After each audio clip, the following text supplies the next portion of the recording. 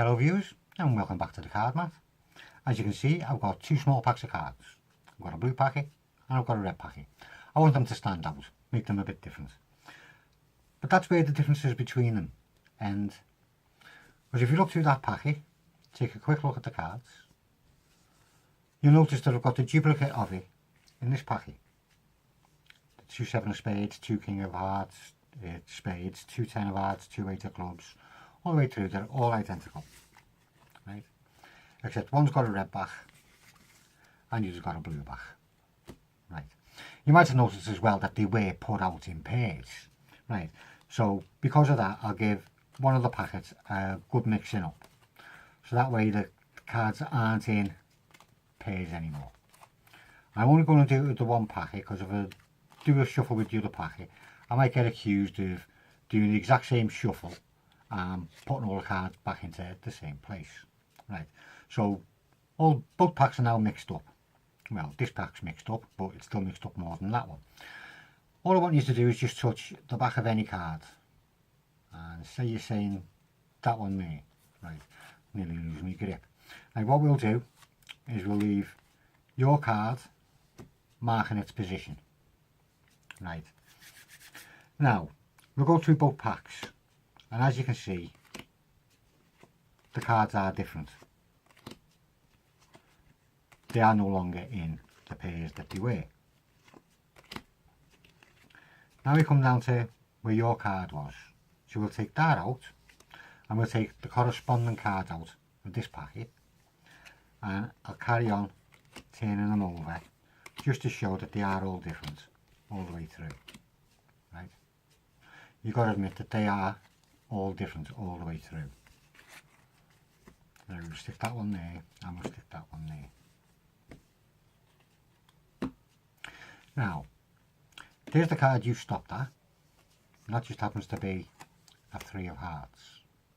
Now the card that corresponded to the same position as that one in that packet was also a 3 of hearts. Let's try and take this a step further. If I take both 3 of hearts and tap them on there, turn them over and tap them again, we find that all the other cards are now paired off. They must have been getting jealous. Every last card has found its match in the other packet. Well, I hope you enjoyed that. If you want to see how that's done, stay where you are. You know what's next.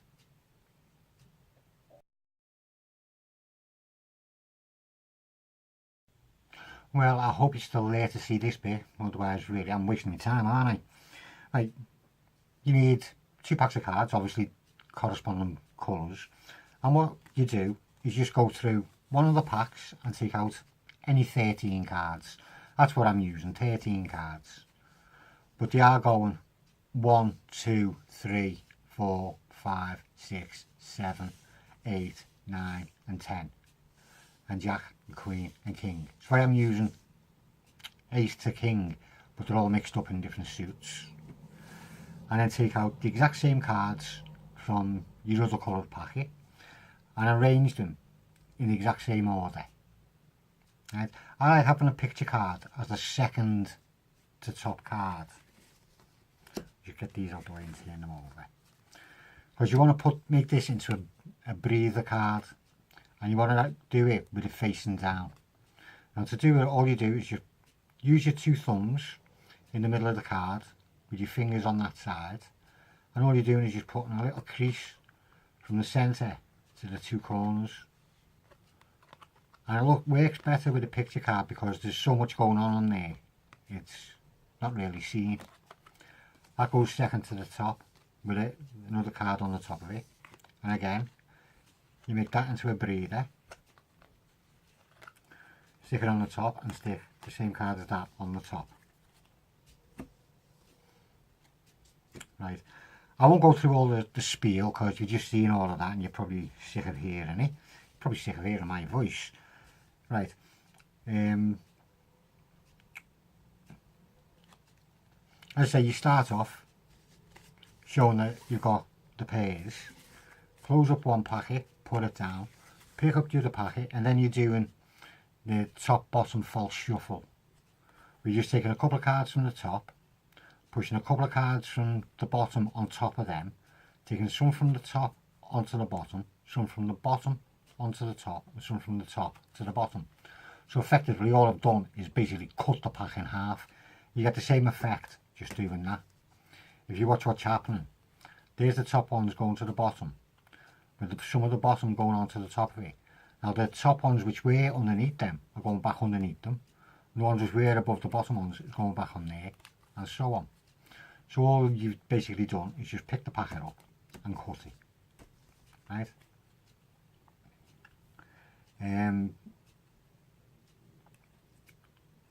You want to try and get it done so that the break, the crimper is near the middle, because you need to do a one-handed cut from there. So you're just gripping it at the crimp so you get into that picture card, and you just do a one-handed cut. That then puts that into the same order as this one, but 2 cards away.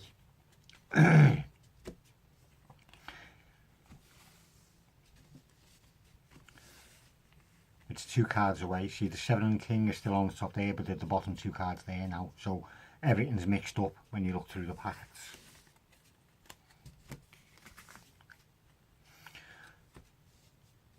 Now you just ask spectators to touch the back of any card. Try not to spread all the pack out because you don't want them picking any of them too. So you just spread it out and keep a little packet in your hand. And whichever card you pick, it is a free choice. Just out jog it, and as you're pulling in, you need to get a break underneath the 2 cards directly underneath it. So as you're closing in, you just need to pull it together and get a pinky break. So you've got a pinky break, got that card, then 2 cards and a pinky break. Then you're just going to grab everything from that pinky break and turn it while you grab that card and pull it out and put that onto the top. So now you've put well, you put that right, but that's 2 cards away from where it actually was in the packet, if you know what I mean. Because you picked them 2 cards up from underneath it, and now they've just gone onto the top. So when you go through the pack, all the cards are mixed up.